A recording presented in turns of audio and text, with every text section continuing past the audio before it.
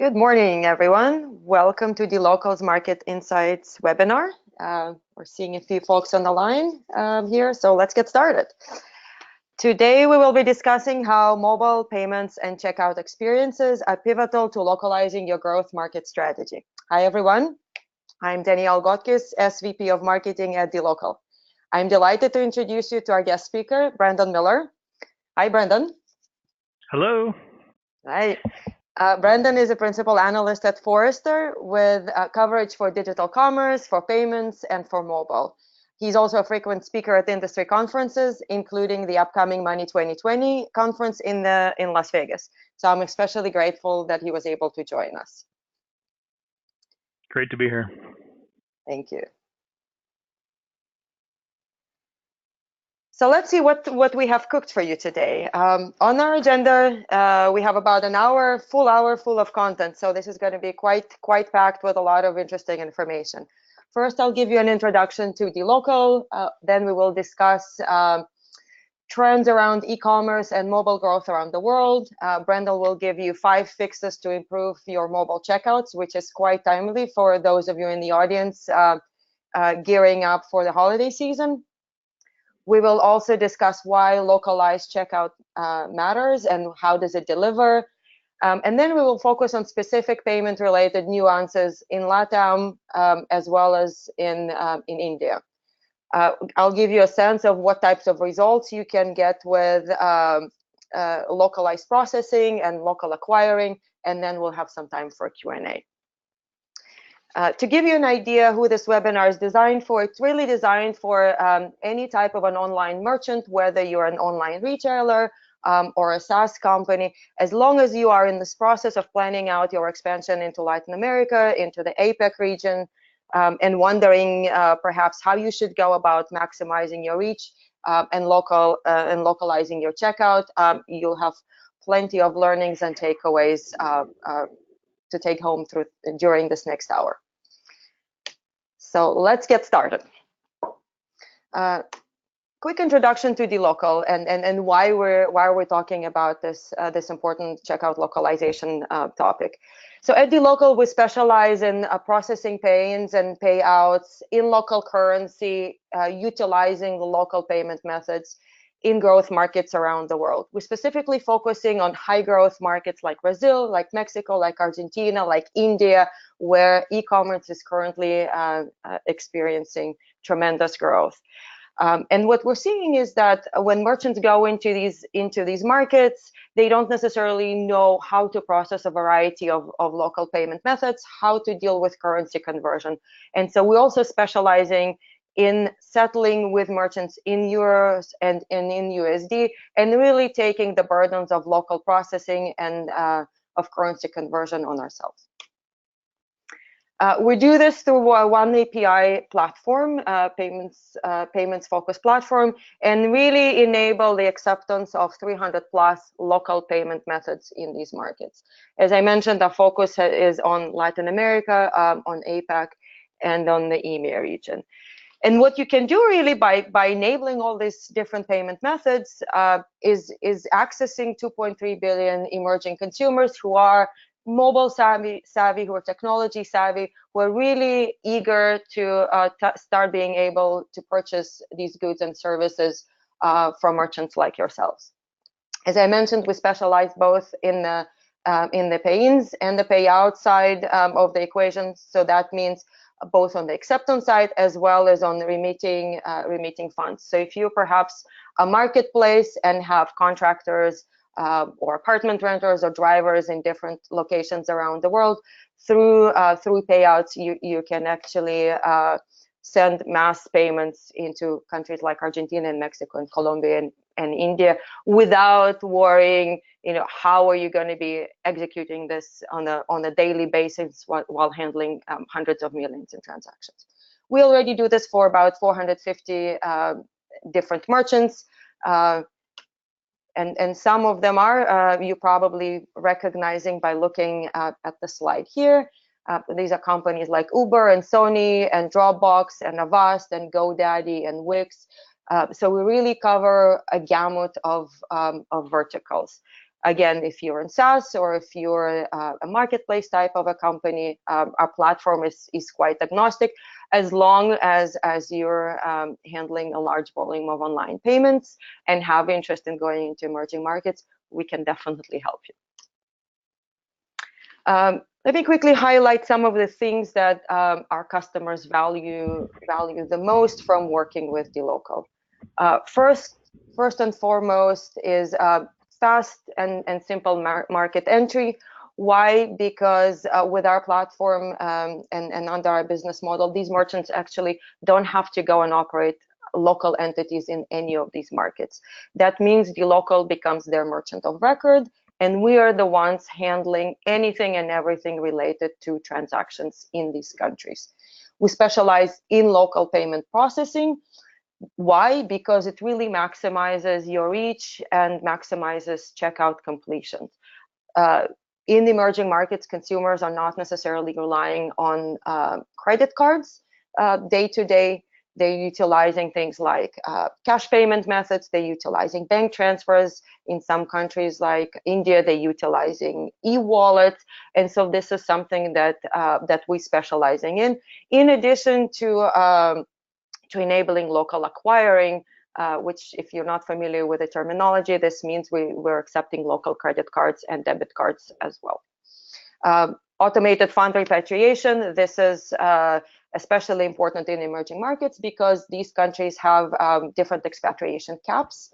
And so this is something that we're enable as well for any of the merchants that we're working with. As I mentioned earlier, we settle into Europe or USA. And last but not least, everything that we enable is available to you and to our merchants through this one enterprise class platform through a one API access. So hugely important, especially as you thinking through not just expanding into one country, but into a variety of markets. Being able to handle everything in one place through one set of data should be top of your mind.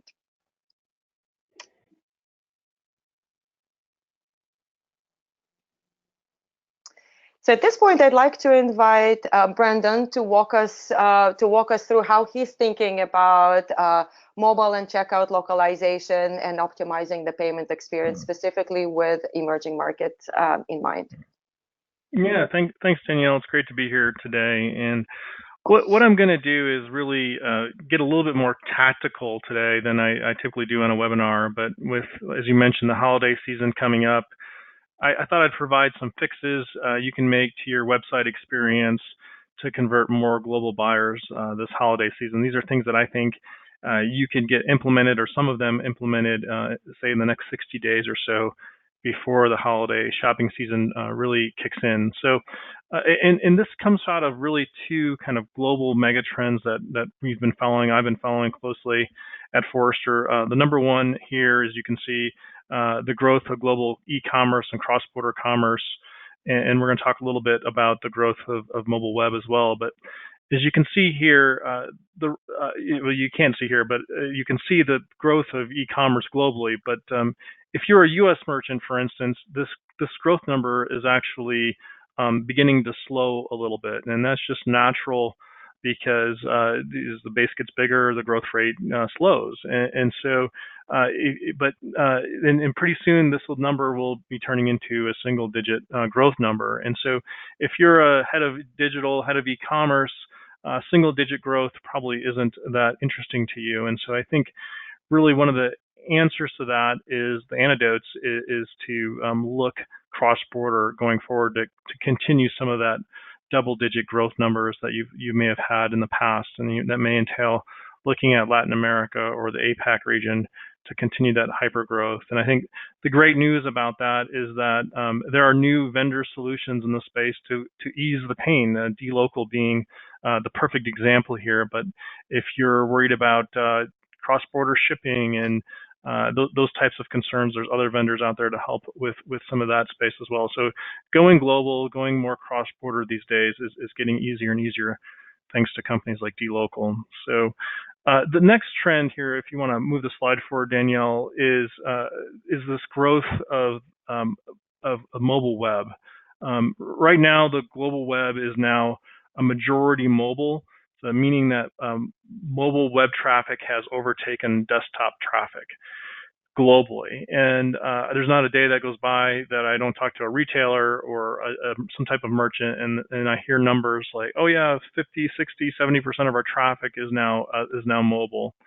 And in 2018, we have almost 5 billion individuals with mobile phones across the globe, and 50% of those are smartphones that are able to access the internet to do all kinds of activities and create commerce for consumers. And so you may be asking, well, what about apps? And merchants and retailers have spent a lot of time over the last few years investing in apps, and we do see them as important. But we also, I think, we see that mobile web is just as important and can be really more important for grabbing that long tail consumer and attracting consumers to your brand. And when we look at consumer preferences between mobile apps and mobile websites, we see that consumers like mobile apps. Here you can see in the top line, they like listening to music on the radio with their app, or listening to Pandora. They like visiting social media sites with an app. They like checking their bank balances with an app. But when that shifts to buying things, you can see down towards the left, mobile web is starting to play more of a role. To purchase a product, it's almost split 50-50 there.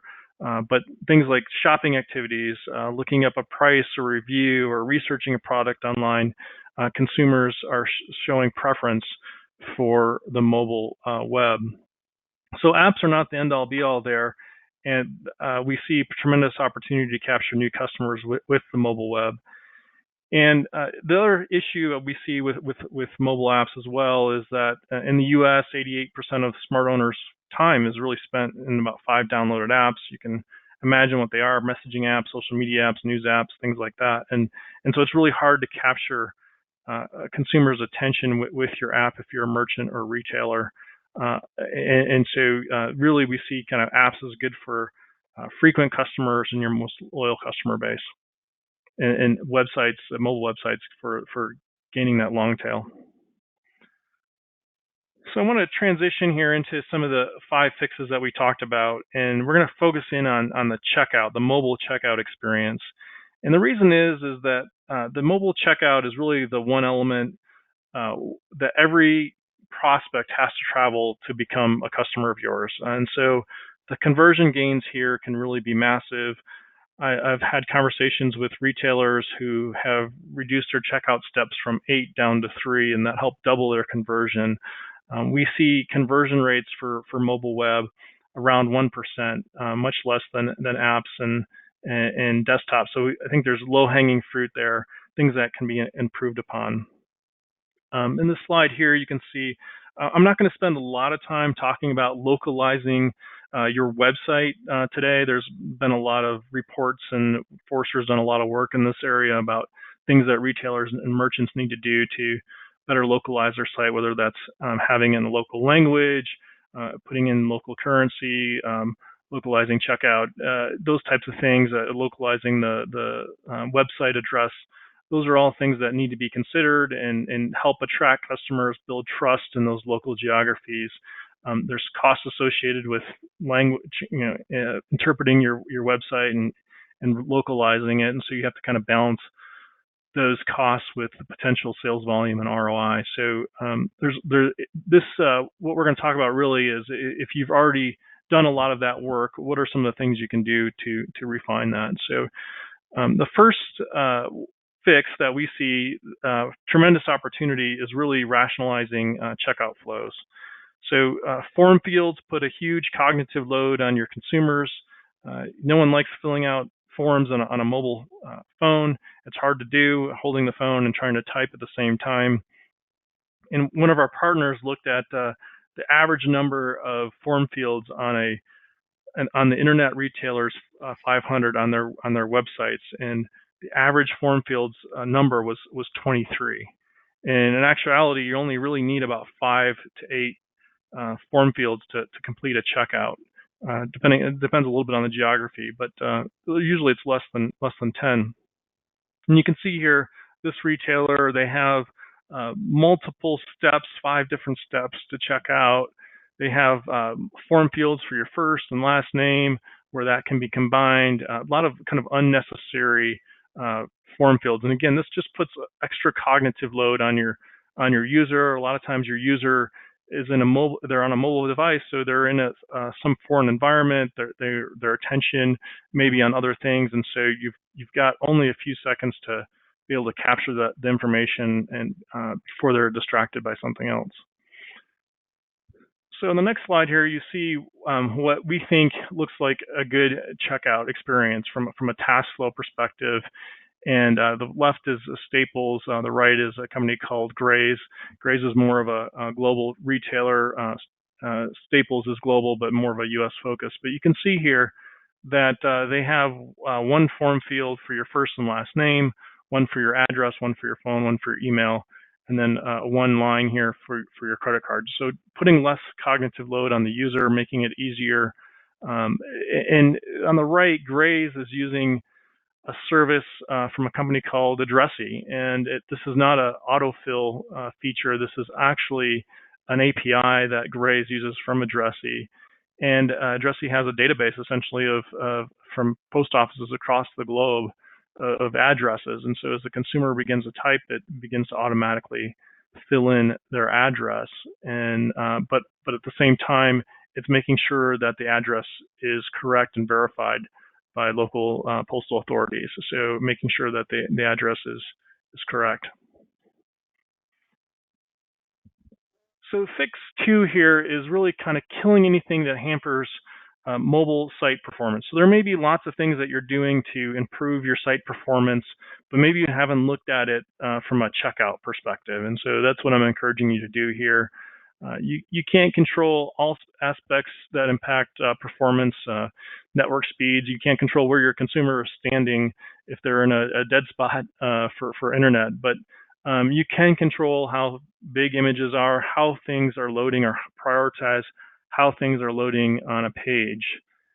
And consumers tell us that websites loading too slowly is really their biggest pain point when it comes to using a mobile web browser. So there's still opportunity here to improve this experience for your consumers. And some of the big mistakes that we see retailers making is they use they use the habits of the desktop essentially, and so you have to break that habit and think more mobile. So that means avoiding consuming valuable bandwidth with images, showing only essential bits, removing anything that's slow loading, and that could be images, but that also can be scripts and things like that that are running in the background that are slowing your load times. And then just focus on utility and convenience, as we showed in Fix 1, of just showing the only needed or required information for the consumer to check out. And if I may jump in here, Brendan, this is even more relevant to countries like Brazil and Mexico and India, where network speeds may not necessarily be as great as there are in the US. That's right. Everyone's not on 4G. That's right. So Fix 3 is local payment methods, and Danielle already touched upon this, and we're going to talk a lot more about this when we dig into some of the countries. But as she said, a lot of times we think in the U.S. that it's just credit and debit is all we need, but that's not really the case in many countries and geographies. Credit and debit is not the top payment method, and even if it is, it's presented in a different way. Consumers in Latin America, for instance, want installments, those types of things. So we'll dive more into that when we get into the country specifics. But we asked retailers last year what was the most important experience for checkout, and it was easy payment methods, relevant payment methods, those types of things. So we listed PayPal and Apple Pay and things like that. So that shows that payments is really important to merchants and retailers for capturing customers and converting more customers.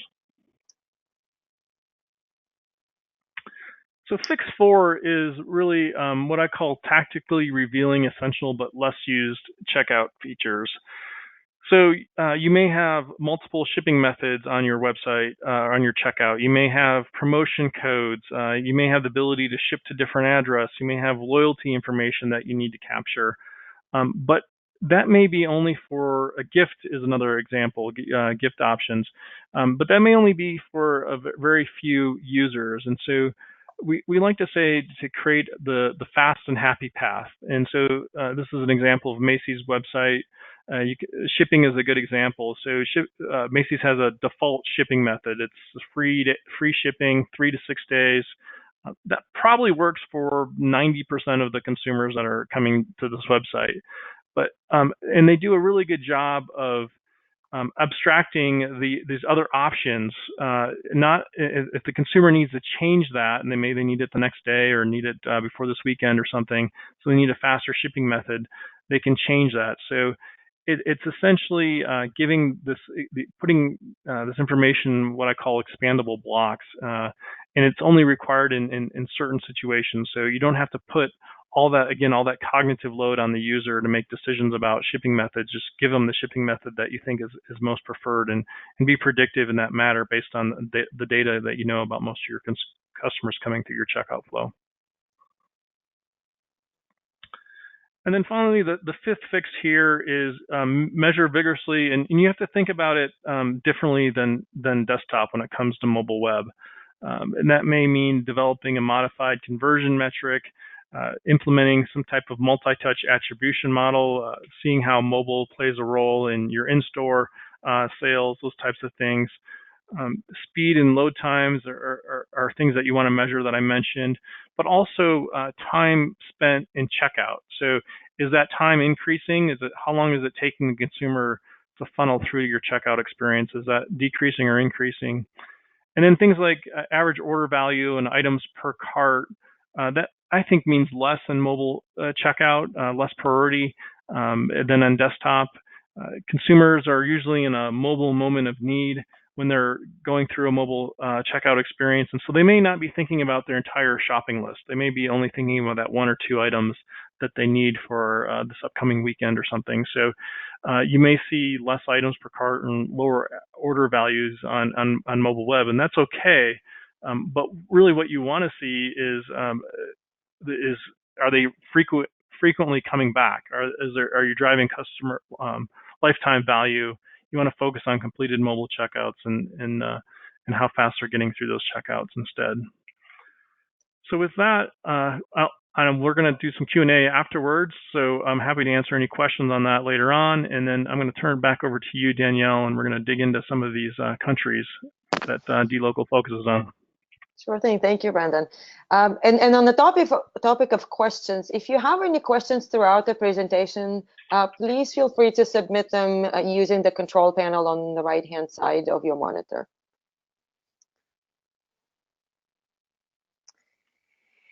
All right. So Brandon already mentioned why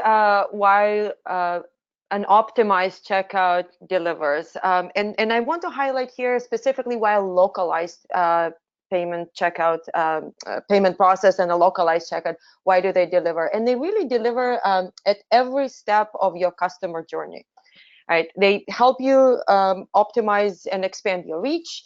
It reduces friction once the consumer chose a product that they want to buy. And at the final phase, it really helps with boosting loyalty because the process is so streamlined. It really tells the consumer that they're welcome to come back again, and that process, buying process, is going to be very smooth.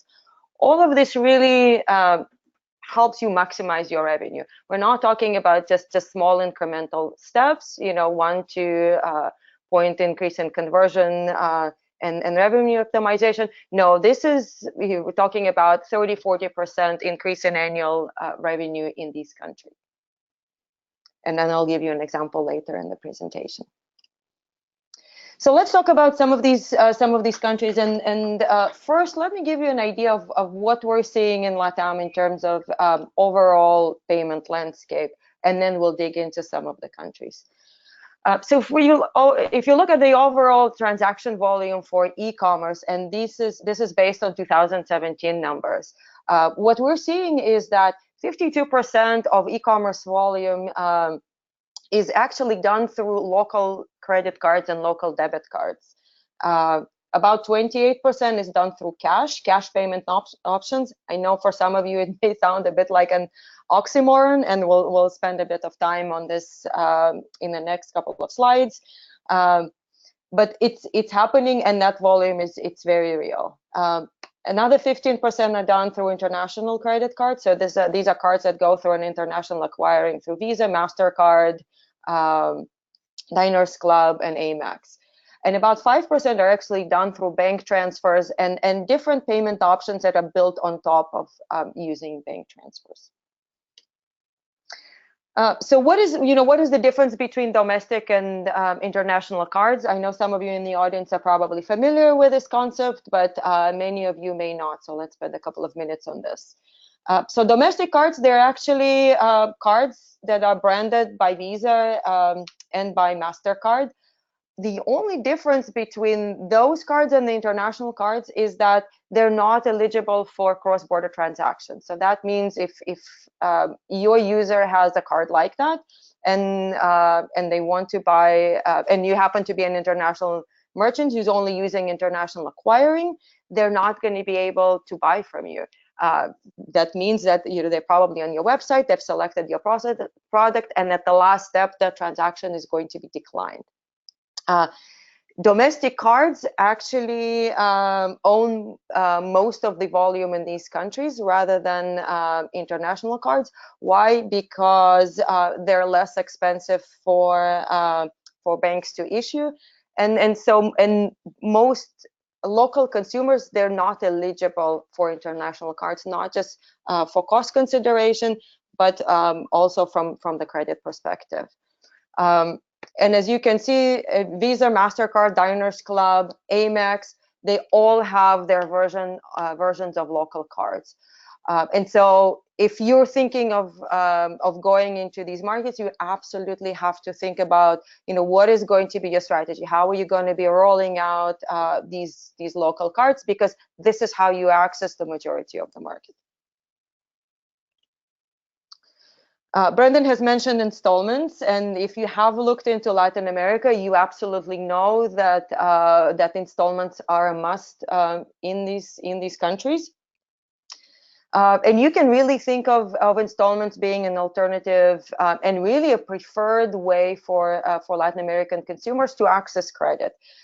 Similarly to how we access credit in the U.S. through our credit line with a credit card. In Latin America, it's done through installments. And some of the numbers, I know you have a bunch of information and a bunch of data here on the slide, but take a look at bullet number 4, Mexico, Argentina, Uruguay. 40 to 50% of users actually use installments to buy online. So that means that is what consumers are expecting when they going to your website and when they're buying something from you. And that applies to buying clothes, buying travel, buying phones. I mean, they even buy groceries and pay for their dinner with installments. So this is something that you have to think of. And if you have implemented local acquiring, that is something that's actually available to you right out of the gate. You may be wondering who is providing the credit in this case. In most cases, the issuers are the ones that are providing the credit. There are a number of countries in Latin America where credit can be provided both by the issuer and the merchant. And so that means around certain holidays, perhaps, or if you have a promotion in mind and you have a large enough of a volume, you can either work with the issuer to offer zero interest promotion, or you can provide it yourself as well. So that is something that we typically help merchants who work with us to figure out when would be the right time to offer these promotions and how to work with the issuers to facilitate them.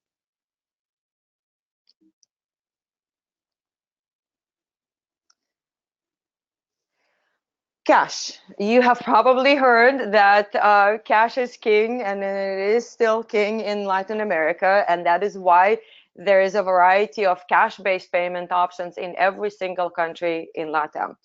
Let's take Brazil as an example here. Boleto is their number one cash payment method, and 30% of Boleto transactions online actually come from mobile.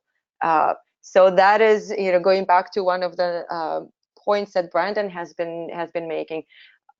Usage on mobile has been growing tremendously, and so consumers, they're really used to thinking of it and using it not just to look up information, but to actually research purchases and buy things. On the left here, you can see an example of what a typical boleto looks like. It's basically, you can think of it as a voucher-based system that's based on the barcode. So what happens during the checkout process when a consumer chooses to buy with cash or with a boleto in Brazil, for example, they're being offered a barcode that they can either print at home, or they can actually bring on their mobile device and read it out at one of thousands, if not tens of thousands, different locations around the country. And this is how they would be paying for a local transaction with a boleto. Mexico's very similar situation. Consumers are relying on cash day to day. Even those who have bank accounts and who have ATM cards and debit cards, as soon as they're getting their salaries paid, they go to the bank and they take them out. So these are some of the realities that you need to think about when you're considering Latin America as your next expansion frontier. Recurring payments. Some of you may be SaaS providers here in the audience, and so you probably know that there is a variety of barriers that may be in place for you if you're trying to think of these markets, especially if you're thinking, okay, those countries have consumers who rely on cash. They may be not relying or using credit cards for recurring transactions because they're not necessarily used to this. Think of direct debit as an option that is available for you and that works, if not as smoothly as a credit card payment, it's as close as possible.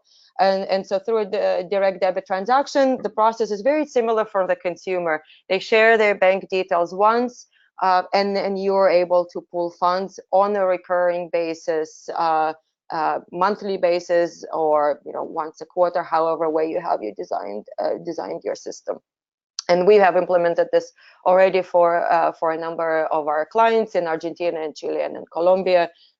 So please don't think if you're in the recurring payment business, if you're in a subscription business, Latin America is not for you. So let's take a quick dive into Brazil, into Mexico and Argentina, just so you have an idea of what the e-commerce and payment landscape is like. So Brazil, largest market in Latin America with $28 billion in e-commerce spent in 2017. Large number, it's about to double in the next 3 years. So 51 billion forecasted for 2021. Average purchase amount is about $96 based on our research. So actually not a small number, I would say. And if you look here at the chart on the left to understand how consumers pay for their e-commerce purchases, you can see that only 26% is actually done through an international credit card, which means that if you haven't had enabled local payment options, and that includes domestic credit card, that includes cash payment methods with Boleto, that means you're forfeiting probably about $21 billion in addressable market. Not a small number. So we encourage you to think about enabling local payment methods. Brendan, question for you. How are you thinking about the e-commerce growth in this market? Yeah, a couple of things. Just on Latin America in general. First, the first thing is one of the things that we're seeing, and I think is really fascinating about Latin America, is that the population is relatively young compared to other parts of the world. So if you think about the UK or US, their average age is about 38, 40.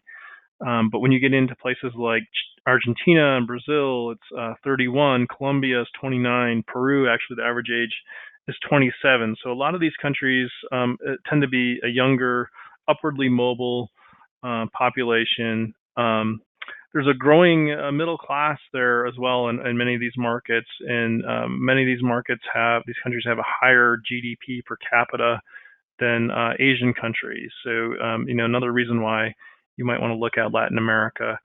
And then just on the mobile, I pulled up this stat as you were talking, but for Latin America in general, um, we're forecasting, Forrester is forecasting by 2022 that 54% of online share of retail sales will be mobile. So, and like you said, Brazil is the largest piece of that and largest component of that.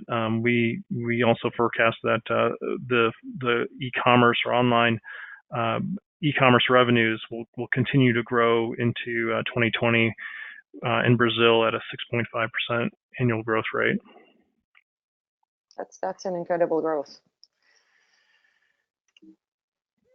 So let's take a quick look here at what payment methods you need to be enabling, and how do we facilitate this with DLocal.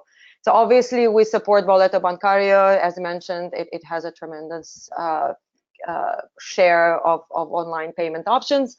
And so you really need to be able to facilitate and be able to accept it. As you can see, online bank transfers, we capture most of the banks and really all the key banks, and accept all the credit cards that are enabled in this country, both on the US-based ones, the Visa, the MasterCards of the world, but as well as the local cards like ELO. Argentina, another important market in Latin America, not quite the second largest, but Mexico takes that place, and we'll talk about Mexico as well. But nevertheless, an important market. You can take a look at the stats here yourselves. The point that I'd like to make here, again, very similar regarding to enabling local payment method acceptance. So out of the 7.7 billion in transactions, in e-commerce transactions conducted in 2017, about 5 billion of those were done through local payment methods. So again, a very large share of the market and a significant figure. And so this market would not be available and would not be addressable to you if you don't have these payment options enabled. So Brandon, some thoughts I'm sure you have regarding Argentina, especially with the latest currency. Let's not call it a crisis, but it probably that's what it sounds to a lot of people. Yeah, I have actually in-laws in Argentina, so this one's I'm close to this one personally. But first off, the looking at our forecast, we have a forecast for Latin America e-commerce, and that forecast is 8% compound annual growth rate through 2020. But at the same point, you're right. There are some massive headwinds hitting Argentina with their currency and agreements with the IMF and those types of things right now, which seems to be kind of a constant story in Argentina around inflation and things like that. But regardless, one of the predictions is that GDP is going to slow. It's going to turn negative this year. But regardless of all that, consumers are changing their shopping habits, and they're moving from in-person to online environments. And so there's still going to be share gain in online growth in the online world versus the traditional brick and mortar world. So still lots of opportunity in this market.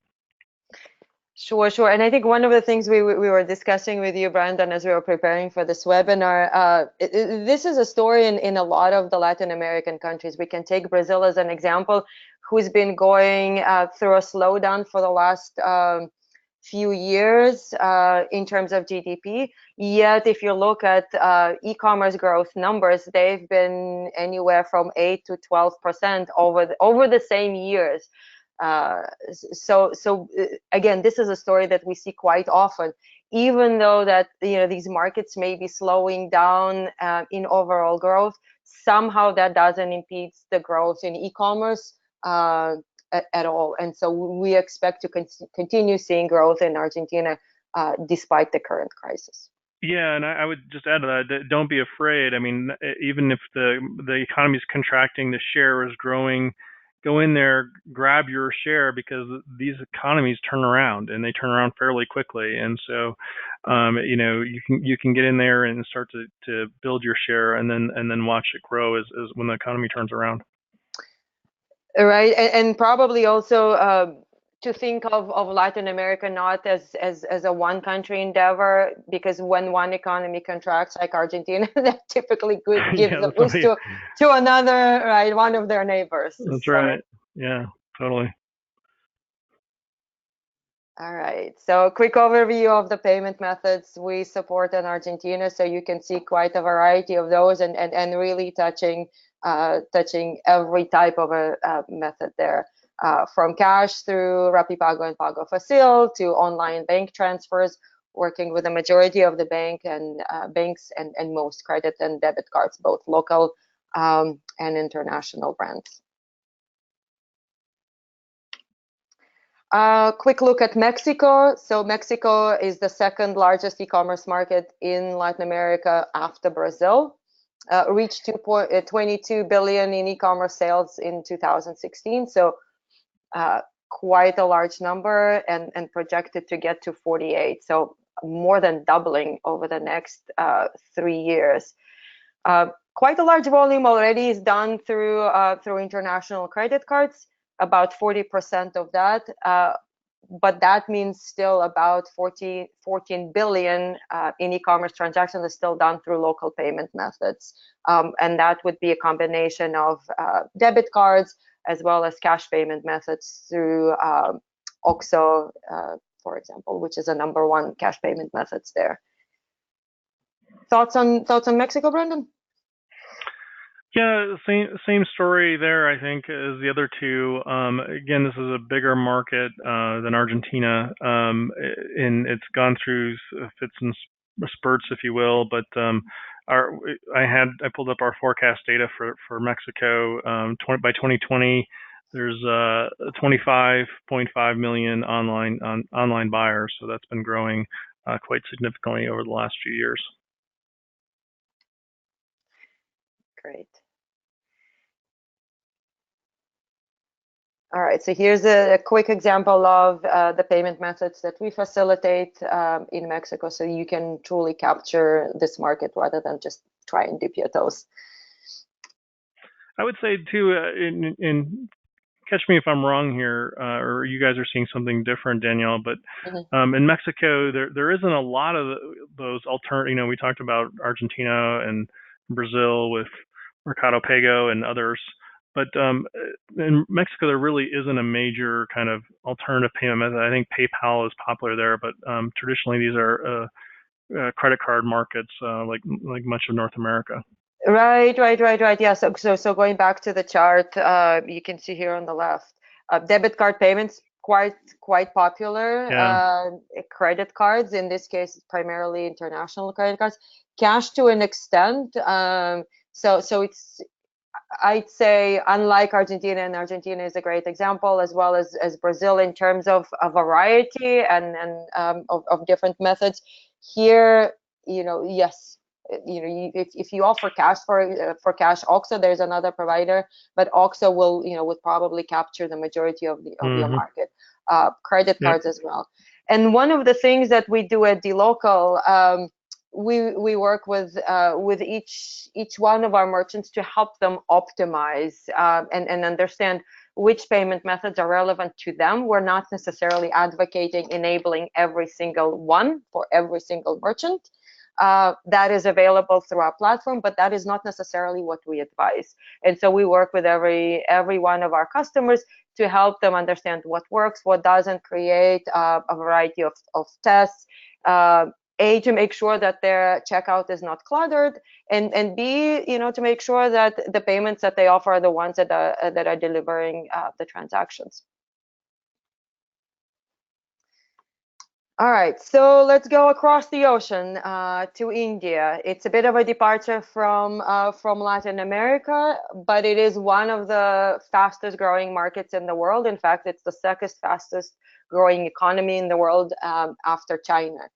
And so, if you're a merchant with global aspirations in mind, you should definitely be thinking about India. So some of the things that are driving growth in India are one is a demonetization that happened in 2016 that significantly sped up the digital adoption.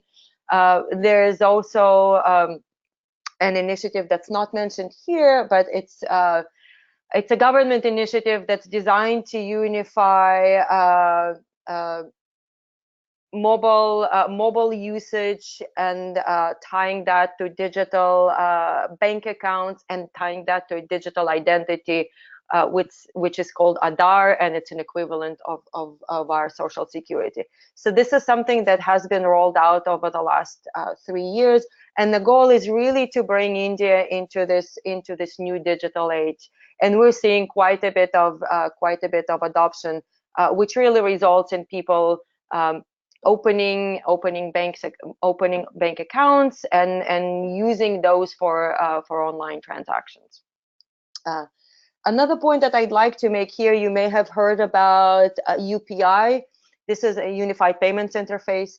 This is another initiative that's spearheaded by the Indian government in the goal of improve financial inclusion in the country and really spearhead digital payments usage in India as well.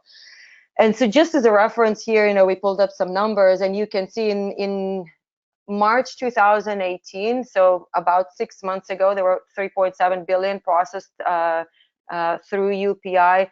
Just 6 months later, in August 2018, that number doubled to 7.5 billion. So throughout the year, this is 3x, 4x growth, right? Just through one payment methods that is fairly ubiquitous. And what it does, it really ties over 100 banks into this one unified interface that is available to you as a merchant to be able to accept payments from your consumers. Obviously, that is available to you only if you enable acceptance of local payment methods. And so that is, again, something that we encourage you to think about and to consider. Another point that I'd like to highlight is Paytm. You have probably heard about Paytm, some for the first time, but some are not. About a couple of weeks ago, when Berkshire Hathaway made a 300 million investment into the company. So it's a Indian-based e-wallet, heavy usage in the billions. Unfortunately, at this point, none of the wallets, including Paytm, are eligible for cross-border transactions, and not just cross-border transactions, but for cross-border merchants. So if the Indian government thinks your funds, the consumer funds, are going to be ending up outside of the country, that means that would qualify for a cross-border transaction.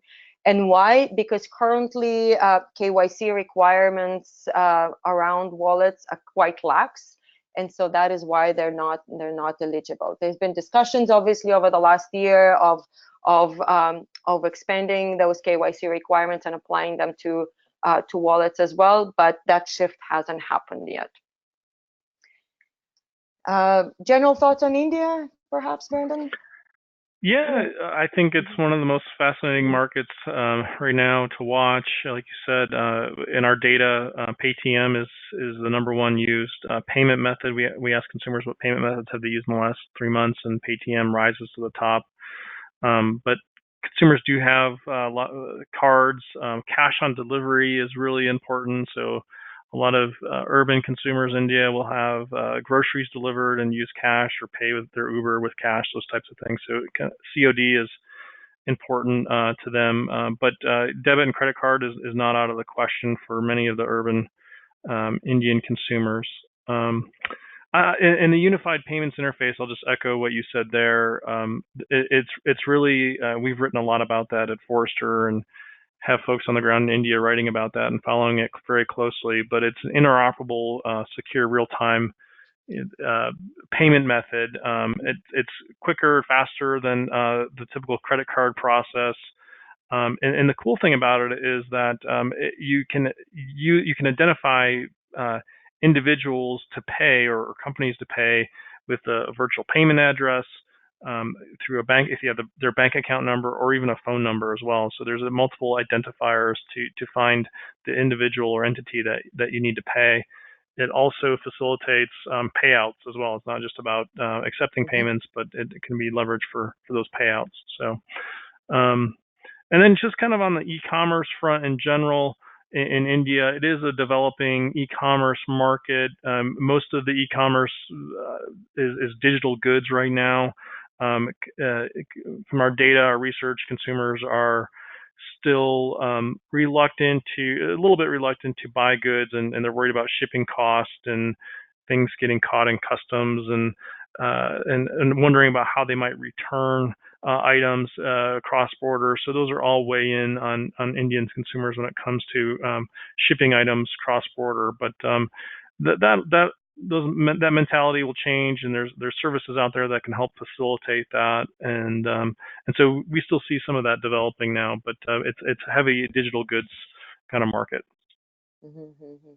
Especially when it applies for cross-border, right? Because if you Yeah, look at yep, the chart that's right. here, yeah, Yes. cash payments, primarily cash on delivery, that is actually quite prevalent, but primarily for grocery deliverables, Hmm. for local goods purchases, rather than for let's say you're buying a dress from China or from another That's right. country, right? It's primarily local in nature. So let's take a quick look at different payment methods that DLocal enables. So you can see UPI, where we've definitely implemented UPI just because it's so ubiquitous and it's growing tremendously. So that is something that we encourage any merchant who's thinking about India to think about how they will be implementing this. And obviously, this is something that we enable. Credit cards, you can see all the international brands, including RuPay, which is a local version of a credit card, as well as we've implemented direct debit cards and bank transfers through 50 plus banks, so giving you this additional coverage to these banks. So if something may not be available, if a bank may not be available through UPI, then it is available through this additional coverage that we provide. So this wraps up in these market-specific deep dives, and I think by now you all realize that in order to win in emerging markets, you really need to be able to offer all these different locally relevant payment methods.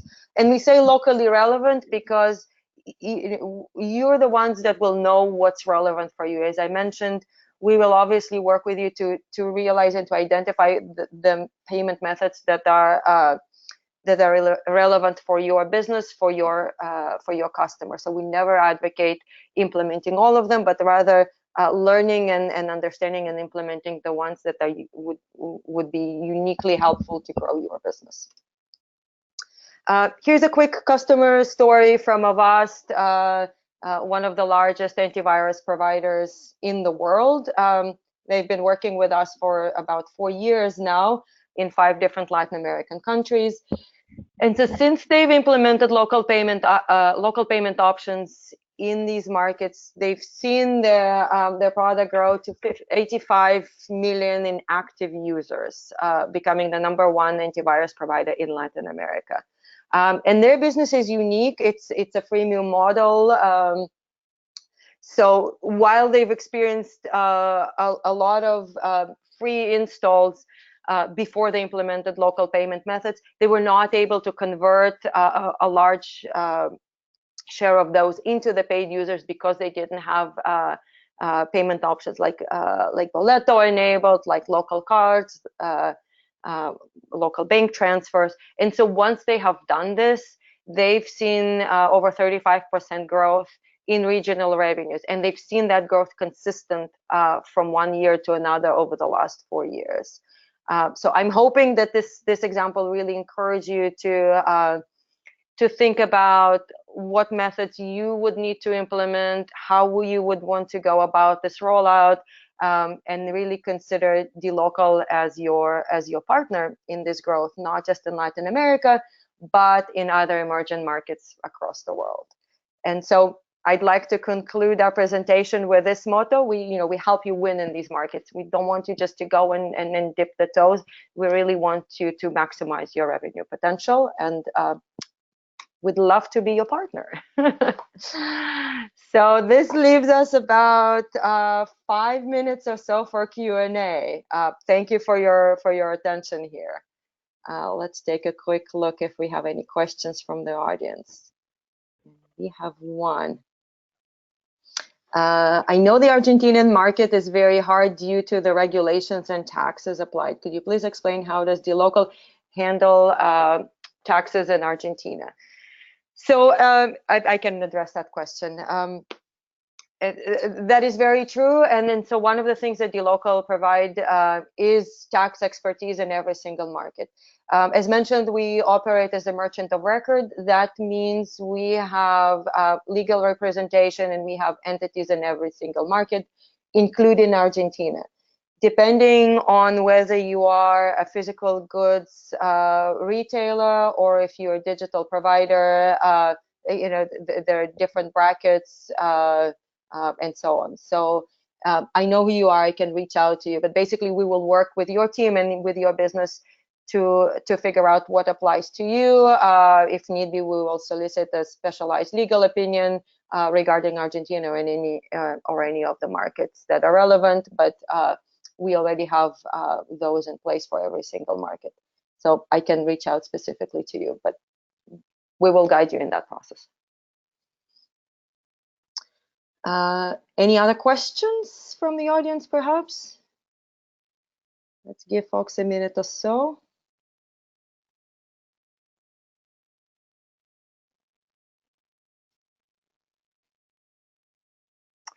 All right, so since I'm not seeing any questions submitted for the Q&A, thank you for your attention. This session has been recorded, so we will follow up with all the attendees in the next few days and send you a link to the recording. Brandon, really appreciate your insights. Thank you for joining us today. Thanks, everyone. Bye-bye.